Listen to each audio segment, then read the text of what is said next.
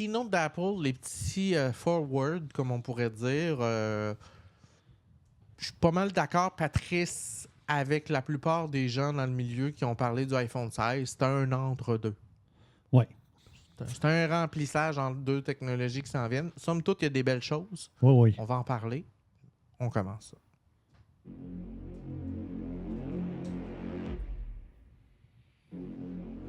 Évidemment, la keynote a commencé par la présentation de l'Apple Watch Série 10.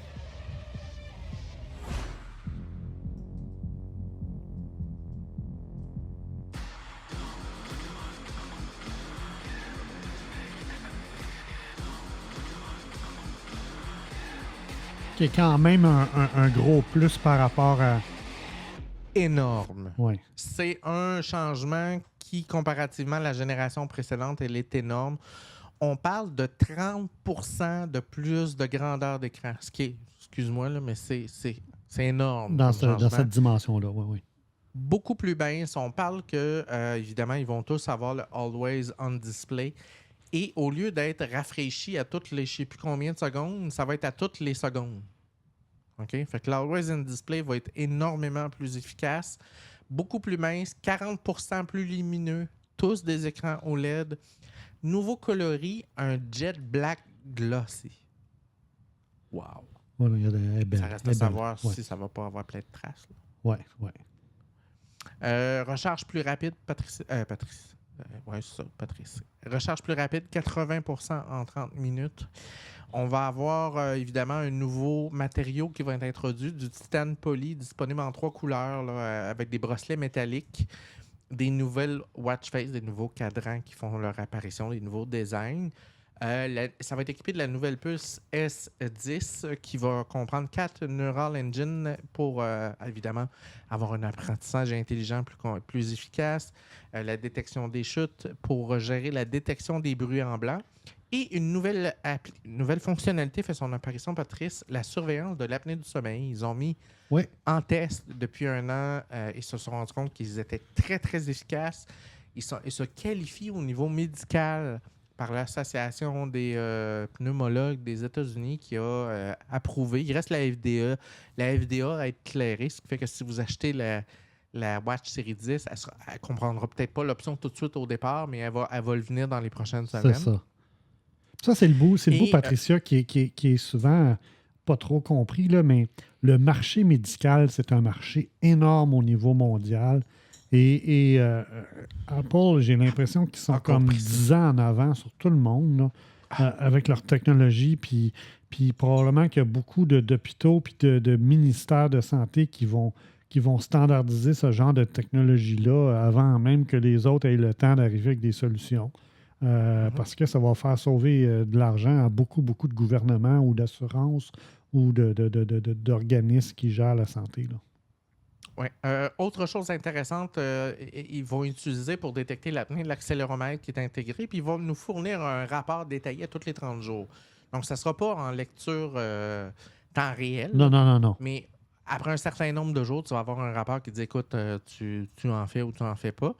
Ça va être également disponible sur la série 9 que je tiens. Donc, c'est une très bonne nouvelle. Donc, et certains autres modèles qui n'ont pas été définis, donc probablement série 8, et ainsi de suite. Autre nouveauté, l'Apple Watch va pouvoir indiquer la température de l'eau et la profondeur jusqu'à 20 mètres. Vraiment cool. Qui était une fonction qui était essentiellement dans le modèle Ultra, mais là, qui vient accompagner, qui vient rentrer dans le modèle de base. Et on va avoir la possibilité de suivre les marées. Donc, pour les gens qui font du surf, vont pouvoir avoir un suivi précis des marées directement intégré sous forme de widget d'application dans la montre.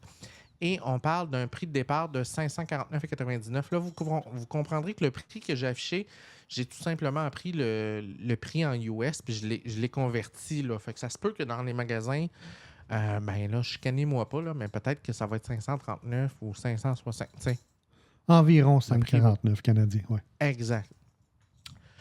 Autre chose, il va y avoir un speaker intégré dans lequel vous allez pouvoir faire jouer de la musique. Et là, ça fait chialer plein de monde. Parce que là, il y a du monde qui dit que dans les autobus, on va se faire écœurer par le... Ouais, ça se peut. Sauf que quand tu cours là, ou tu fais du vélo puis tu veux ta musique, ben tu vas pouvoir l'avoir. Ouais. C'est quand même une bonne chose. Fait que ça, c'est pour l'Apple Watch. Et évidemment, ça vient aussi avec la Ultra, qui, elle, va être 1099. Et elle vient avec un nouveau bracelet tout titane en maillage de titane noir. Je pense qu'il est disponible en d'autres coloris aussi. Et cette montre-là comprend tout plein de nouveautés côté GPS, pression, température, ainsi de suite. Et elle est spécialement désignée pour les plongeurs. Ces choses-là. Oui. Fait qu'elle est vraiment gérée. C'est vraiment, on la présente comme la montre pour ce public cible-là.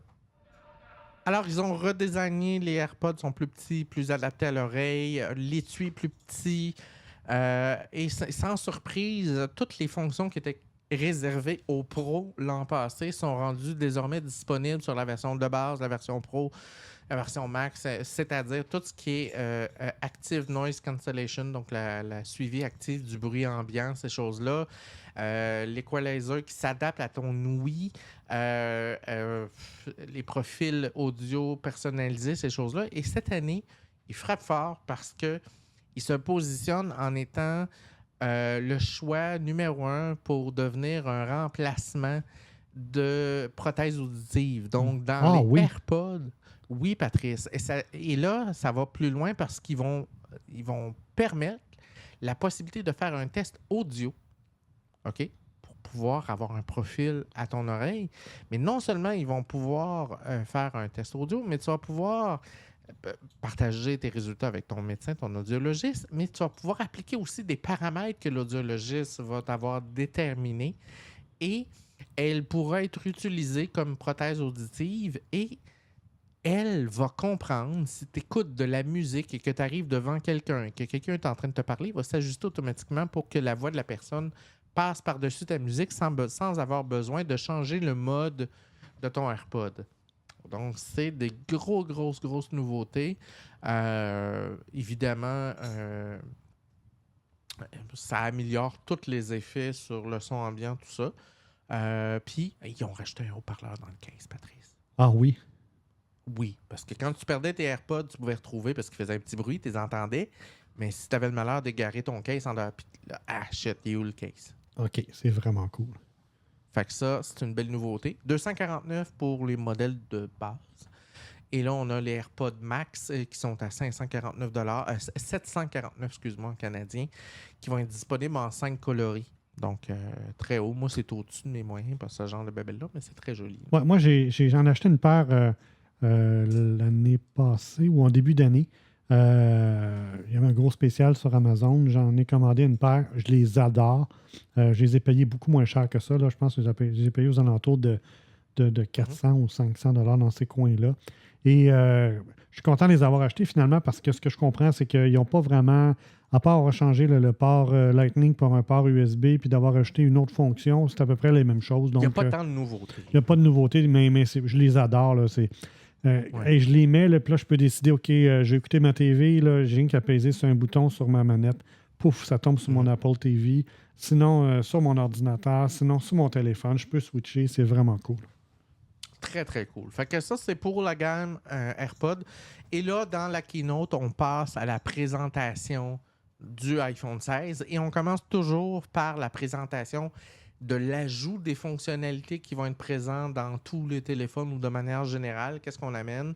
Évidemment, vous voyez les 4 générations d'AirPods là, qui sont présentées, les AirPods Pro, AirPods 4, AirPods Max et ainsi de suite. Là. Donc, ceux qui sont disponibles. Et ça, c'est la vidéo de présentation. Côté design, légère déception. On ne s'éloigne pas du design précédent. On nous annonce que la prochaine fracture côté design sera l'an prochain, où là, on va vraiment avoir de la nouveauté pour la peine. Qu'est-ce qu'il y a de nouveau cette année? Évidemment, la nouvelle option qui est vraiment, pour moi, du génie.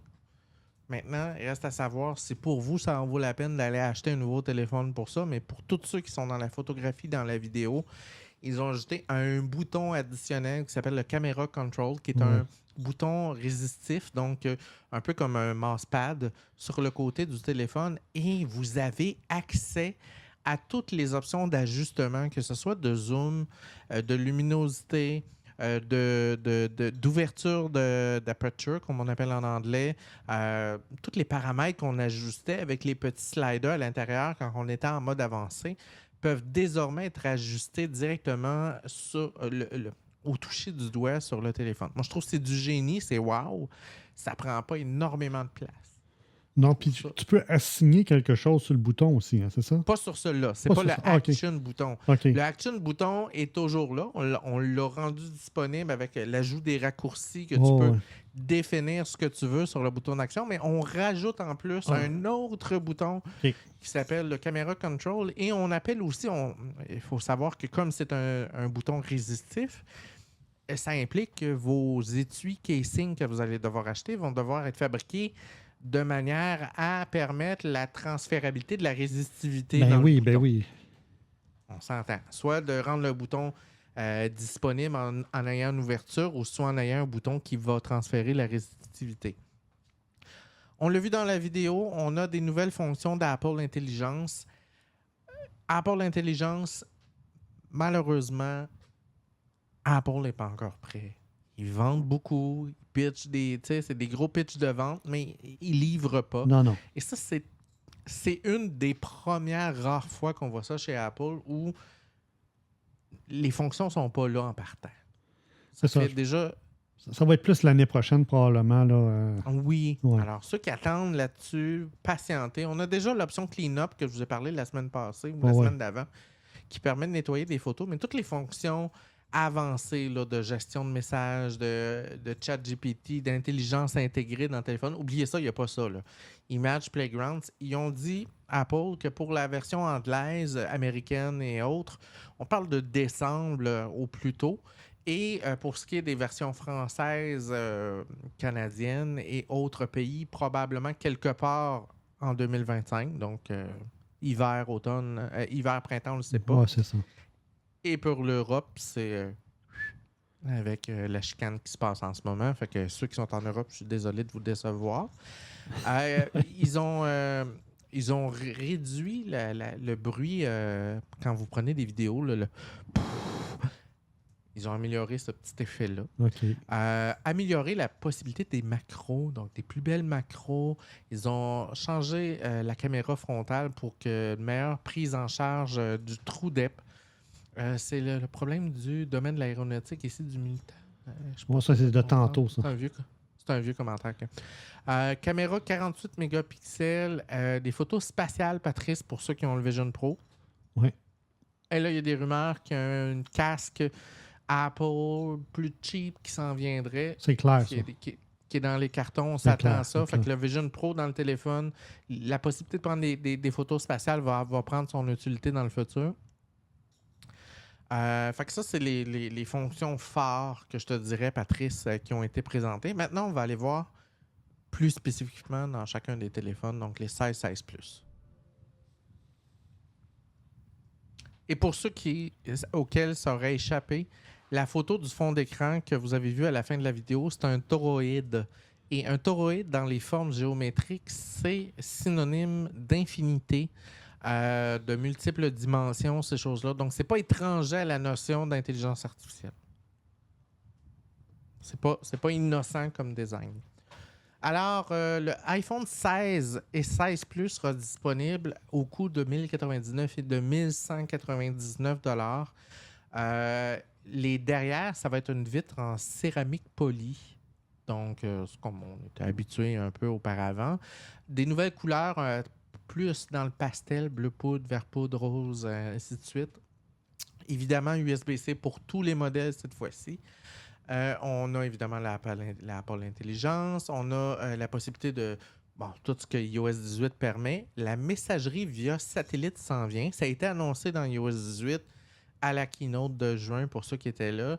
Donc, on va avoir la possibilité au Canada et aux États-Unis de non seulement utiliser votre téléphone pour faire des SMS d'urgence aux autorités quand vous êtes hors réseau, mais vous allez pouvoir, un peu plus tard cette année, envoyer des SMS à vos amis, à vos collègues, à toute la planète via les satellites. Donc, ça va être disponible pour tout le monde. Ça va être un forfait pour ça pendant.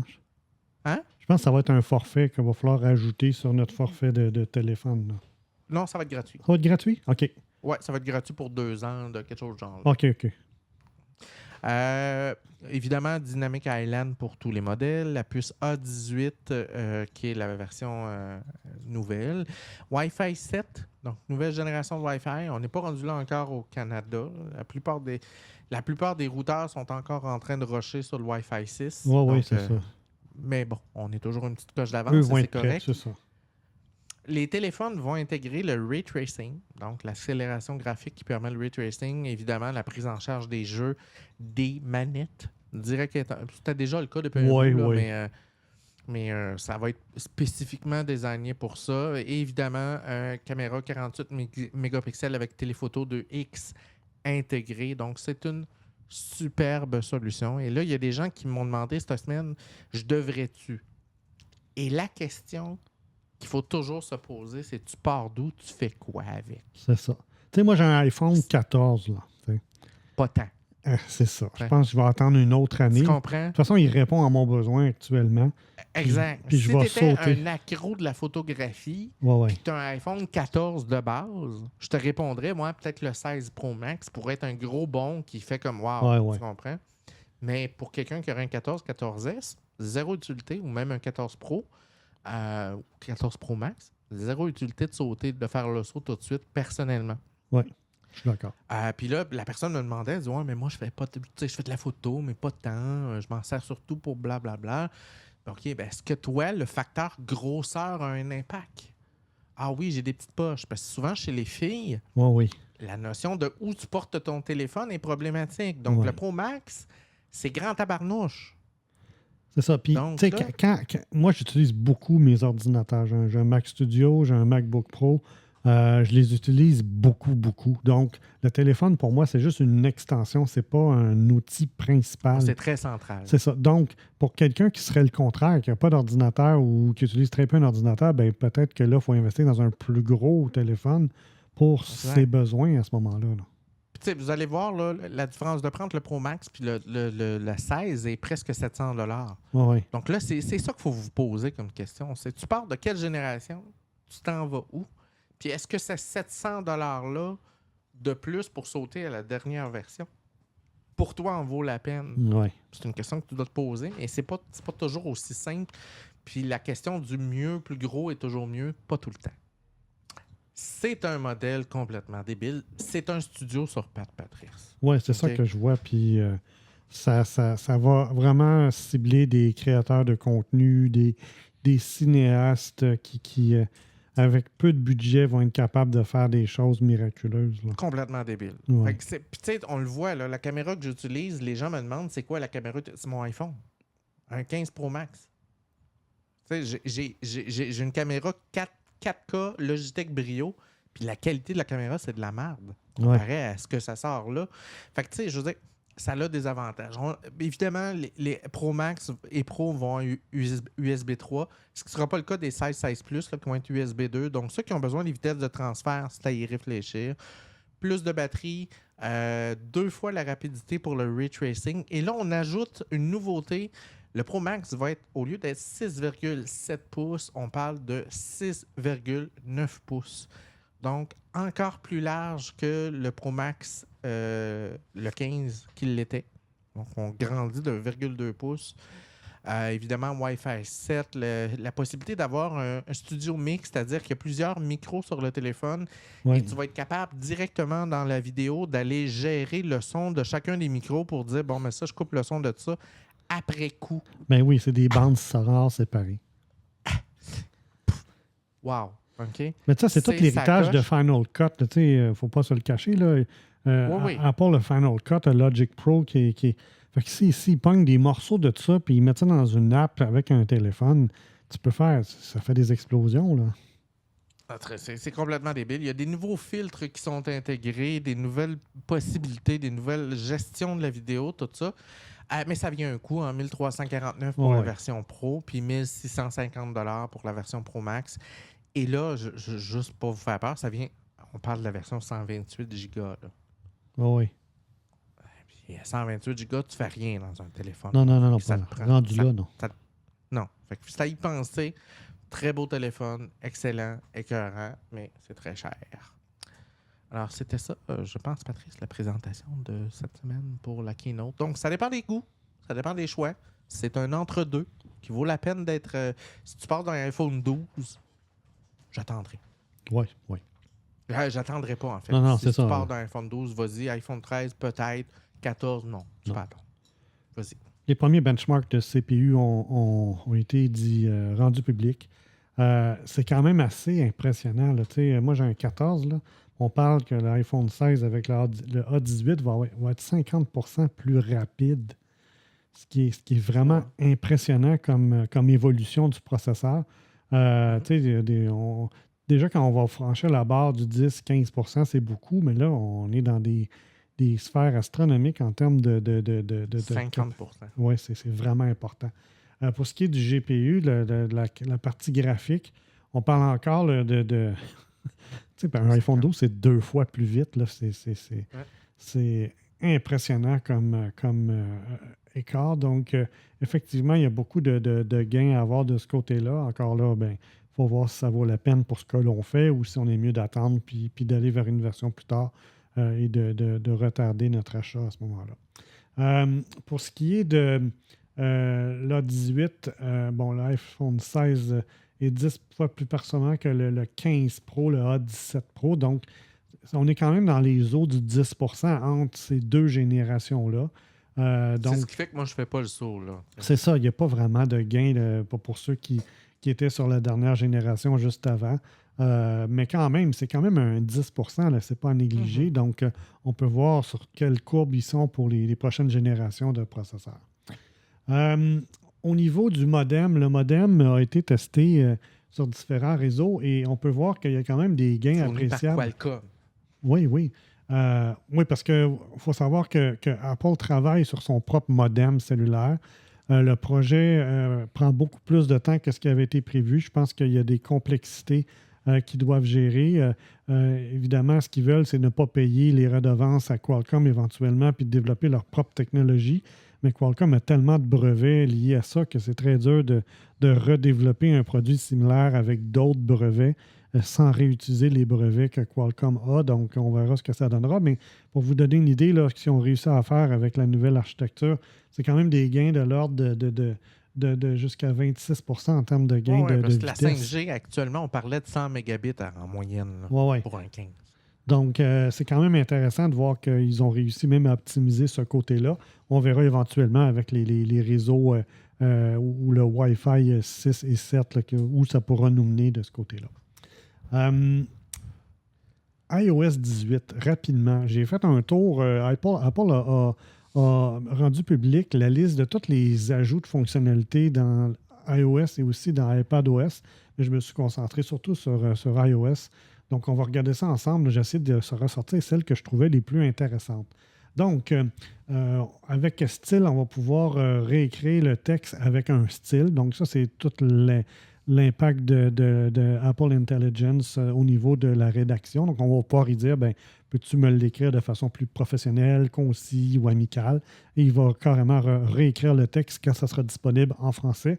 La première version va être en anglais. On va pouvoir avoir aussi une fonction de résumé, donc être capable de résumer des contenus de façon à ce qu'on puisse le lire.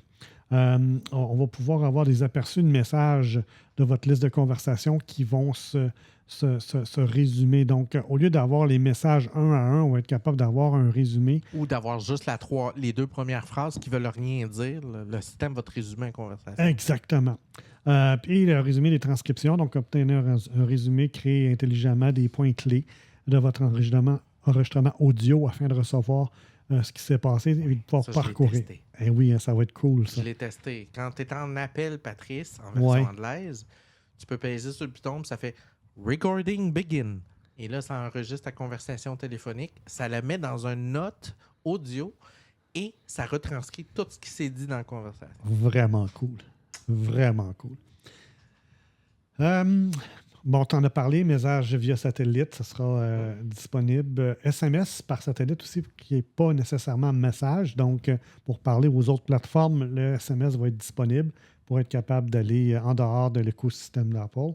Résumé des points forts, les highlights, passer en revue un résumé d'un article. Donc, quand vous allez lire un article, il va être capable de vous faire un résumé.